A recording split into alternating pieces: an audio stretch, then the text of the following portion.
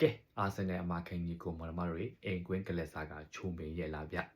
ျကျွန်တော်အာဆင်နယ်ကတော့ဒါAston Villa ကို England America မှာဒါ 4-1 ဆိုတဲ့ result နဲ့အနိုင်ရရှိပြီးတော့ဒါအဆင့်2က Man City ထက်ဒါ9မှတ်ဖြတ်ထားတယ်ပေါ့နော်ပြီးတော့တပွဲပိုကစားထားပါတယ်ဒီ result ကြောင့်ကျွန်တော် Arsenal အသင်း Champion လမ်းကြောင်းပေါ်မှာဒါမမမမရက်တည်နိုင်ဖို့အတွက်ကိုတော်တော်လေးကိုဒါတွန်းအားပေးရရောက်တယ်ဒါမျှော်လင့်ချက်တွေလည်းဒါတော်တော်လေးကိုရခဲ့တဲ့ဒီနိုင်ပွဲမှာပေါ့နော်ဒီနိုင်ပွဲမှာတကယ်တမ်းချီကျူးရမှာဆိုရင် Arsenal ရဲ့တည်င်းလုံးနဲ့ဒါနီးပြကြီးကိုပဲပြောရမယ်ထင်တယ်ဒါ Arsenal တည်င်းလုံးမှာဒါကစားသမားတွေရဲ့ဒါနေရာတိုင်းမှာတိတိကျကျလေးကိုကစားထားတဲ့ပုံစံကိုတွေ့ရတယ်ဒါပထမပိုင်းနဲ့ဒုတိယပိုင်းမှာကွာခြားချက်တွေအများကြီးရှိတယ်ဒါပထမပိုင်းမှာဆိုရင်ကစားသမားတွေ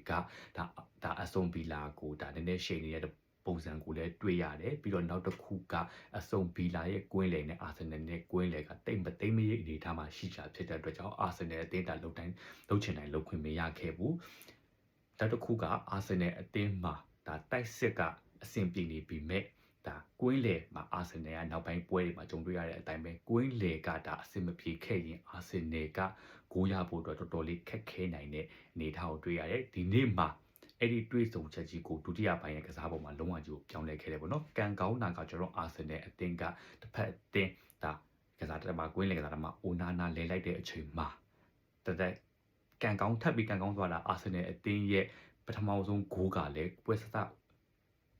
ဒုတိယပိုင်းဆက်ချိန်မှာပဲကိုထပ်ပြီးတော့အာဆင်နယ်ကဂါဘရီယယ်ခေါင်းတိုက်ကိုနဲ့အဖွင့်ကိုရသွားတာကအာဆင်နယ်အတွက်အရန်ကန်ကောင်းသွားစေတဲ့အချက်လို့ပဲကျွန်တော်မြင်မိတယ်။တော့အာဆင်နယ်မှာကဒါအခုတိုက်စစ်တွေဂိုးတင်မတွင်းခဲ့တယ်လေဒါပေမဲ့ကွင်းလယ်ဘက်မှာဂိုးတွင်းမဲ့လူတွေကနေရာတိုင်းမှာရှိနေတယ်။နေရာဆုံးကဂိုးတွင်းနိုင်တယ်ဒါကအာဆင်နယ်အတွက်တော်တော်လေးအားသာချက်လို့ပဲမြင်တယ်။ပြီးတော့ကျွန်တော်အာဆင်နယ်အသင်းရဲ့ဒါကွင်းလယ်မှာ Declan Rice နေလုံးဝမပါခဲ့ဘူး။ဒါတောင်မှDeclan Rice နေရာကိုကစားသွားတဲ့ Merino ကအရန်ကောင်းတယ်လို့ကျွန်တော်မြင်တယ်ကျွန်တော်တို့ပွဲကြည့်တဲ့အချိန်မှာဒါအားလုံးကတွေ့လိမ့်မယ်ဒါ Trossard ဒီတကိုးတွင်းနဲ့တကိုးဖန်တီးခဲ့တယ်ဒါပေမဲ့ကျွန်တော်ရဲ့အကြိုက်ဆုံးဒီနေ့လူကိုပြောပါဆိုရင်တော့ကျွန်တော်မြင်ထဲမှာ Merino လို့တော့ကျွန်တော်ကပြောရမလို့ဖြစ်တယ်ဒါ Trossard လည်းတော်တော်ကောင်းတယ် Trossard ကိုလည်းတော်တော်ကြိုက်တယ်ဒီနေ့သူ့ရဲ့ခြေရလက်ရတွေကြီးပဲအသက်32နှစ်အရွယ်လို့လောက်ထင်ရစရာမရှိတော့တောင်တော်တော်လေးကိုဖြက်လက်ပြီးတော့တော်တော်လေးကိုဆုံးဖြတ်ချက်ကောင်းတယ်တော်တော်လေးကိုဒါ vision တွေဒါမြင်ပြီးတော့သူ့မှာပံ့ပိုးခဲ့ရတယ်အများကြီးရှိတယ်ပေါ့နော်အဲ့တော့ဒါ Trossard ကိုလည်းကြီးကျူးစေတယ်ဒါပေမဲ့နေ့ကွင်းလယ်မှာအဓိကအသက်ကစားသွားခဲ့တာကဒါ Merino လို့ပဲကျွန်တော်မြင်တယ်ဘာဖြစ်လို့လဲဆိုတော့ Merino ကကွင်းလယ်မှာဒါလုံရဲကန်ရဲတယ်ဒါတစ်ဖက်အတင်းဘာမှလုပ်လို့မရအောင်ကိုသူကနေပြီးတော့တိုက်စစ်ကိုတစ်ဖက်အတင်းတိုက်စစ်ဆင်လာမဲ့ခွင့်ရရှိရင်သူဖျက်တောက်ထားနိုင်တဲ့အနေအထားတွေကိုဒါတွေ့ရတယ်ပေါ့နော်သူရဲ့ဒါအရေးပါတဲ့မှုတွေကတော်တော်လေးကိုဒီပွဲမှာနိုင်ပွဲအတွက်ကိုထောက်ကူပေးခဲ့တယ်လို့ပဲကျွန်တော်မြင်တယ်ဒီနေ့ပွဲကိုတော့ဒါထုံးစံတိုင်းပဲဒါပထမပိုင်းမှာမရခဲ့တဲ့ဖောင်ပုံစံကိုဒုတိယပိုင်းစားတဲ့ချိန်မှာဒါအာဆင်နယ်အသင်းရသွားတာကဒါနီးပြကြီးအတ္တဒါသူဘလို့လွတ်လိုက်တယ်တော့မသိပေမဲ့ဒါပေမဲ့ကစားသမားတွေရဲ့စိတ်သက်နေနဲ့လည်းအများကြီးဆိုင်တယ်လို့ပဲမြင်တယ်ပထမတကူဒါဂါဘရီယယ်တွင်းသွားတဲ့အချိန်မှာကစားသမားတွေရဲ့စိတ်သက်ကတော်တော်လေးကိုမြင့်နေပြီငါတို့လုံတိုင်းဖြစ်တယ်ဆိုတဲ့ငါတို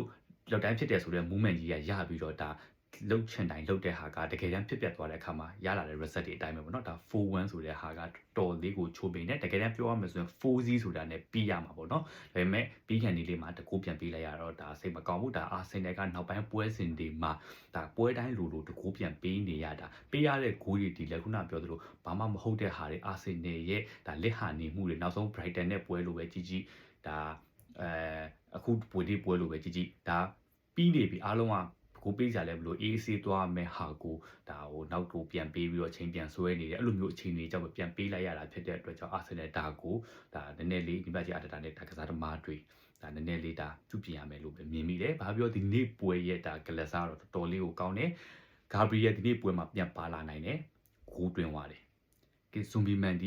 ီဂိုးတွင်းတယ်။ Trossard ဂိုးတွင်းတယ်။ Jesus ဒါ Fitagio-Crest နဲ့လူလဲလိုက်တယ်။ဝင်ချင်းမှာပဲဂိုးတွင်းသွားတယ်။လုံးဝ perfect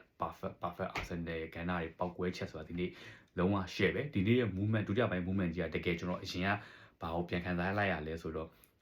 ဒီနှစ်က Arsenal မဟုတ်ဘူးပေါ့နော်ကျွန်တော်ခံစားလိုက်ရတာဆိုရင်တကယ် Hindary ခက်က Arsenal ရောက်လာတာတော့ထင်လိုက်ရတယ်ဟာတော်မိုက်တယ်ဒီခြေစွမ်းနဲ့ဆိုရင် Arsenal ကအခု Premier League မှာတပွဲမှရှုံးလို့တော့မရဘူးဒါပေမဲ့နောက်ပွဲတွေအနိုင်ရဖို့အတွက်ကိုယုံကြည်ချက်တွေကစားသမားတွေတိုင်းမှာလုံးဝမြင်မာနေပြီလို့ပဲပြောရမယ်အဲ့တော့ကျွန်တော်တို့ Arsenal ကတော့ဒီနေ့နိုင်ပွဲကဒါ2025ကိုဒါ ဒါအနိုင်နဲ့နှုတ်ဆက်ခဲ့တဲ့အပြင်ကို2026မှာနိုင်ပွဲတွေရဖို့အတွက်လည်းဒါအင်အားတွေရခဲ့တဲ့ပွဲလို့ပဲကျွန်တော်တို့မြင်ပါတယ်ကဲကျွန်တော်အမာခင်ကြီးကိုမနမတော့ဒီနေ့ပွဲရဲ့အမြင်လေးတွေကိုဒါပြီးတော့ဝေဖန်သုံးသပ်တော့ကြပါအောင်အားလုံးပဲခမော်ယူကန်တာပါ